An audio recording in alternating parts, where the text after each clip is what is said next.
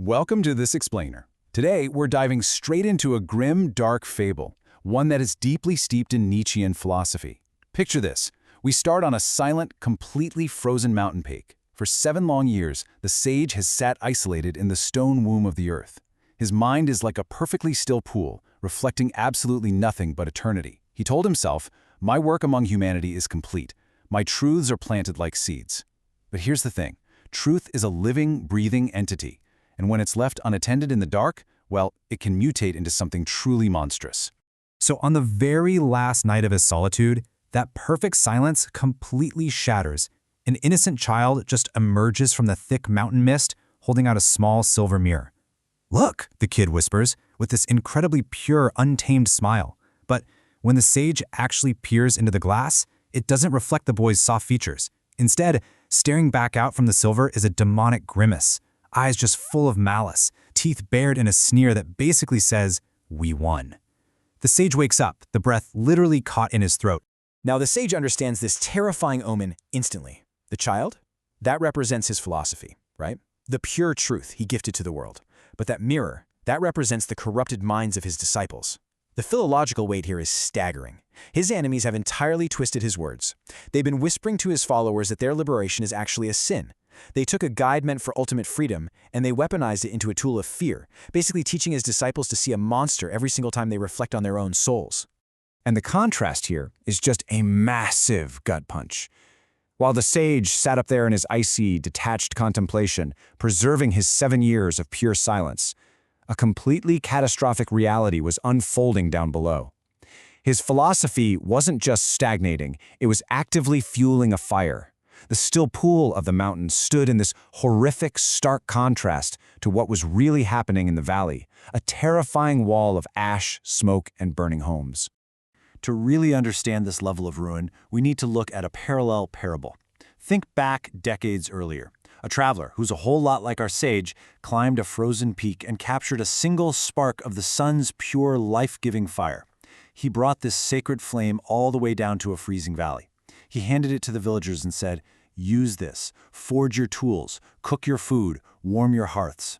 It was a pure, unadulterated blessing, literally the foundation for their survival.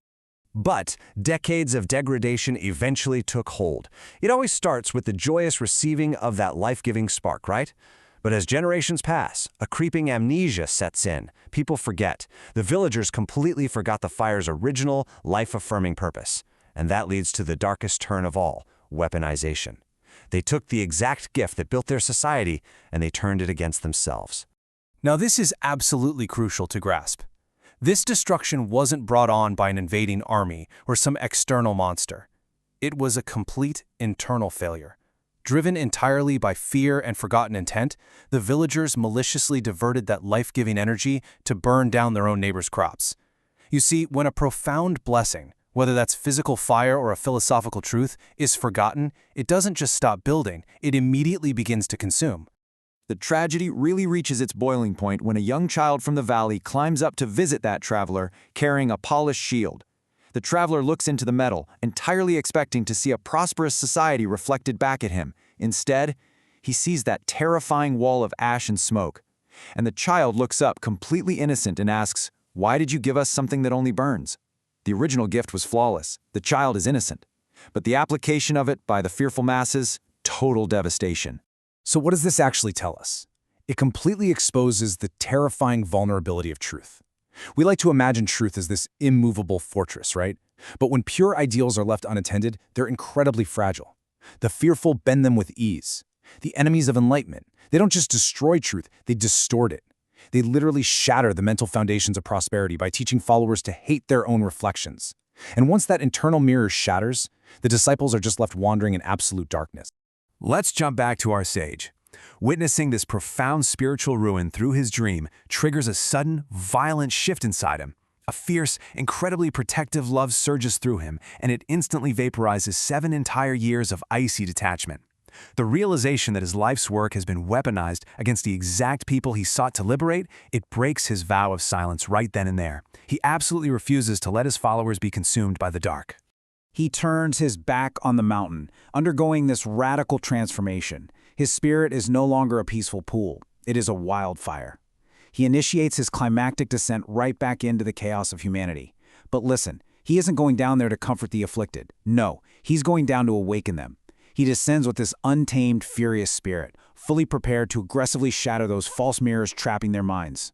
Because the realization hits him like a hammer, you cannot just hand over a profound truth and walk away. It doesn't work like that. Truth requires constant, fiery vigilance. The sage learns the hard way that to protect a philosophy, you have to descend into the messiness of the human experience and confront the distortions directly. As he steps into the smoke, he knows one thing for sure.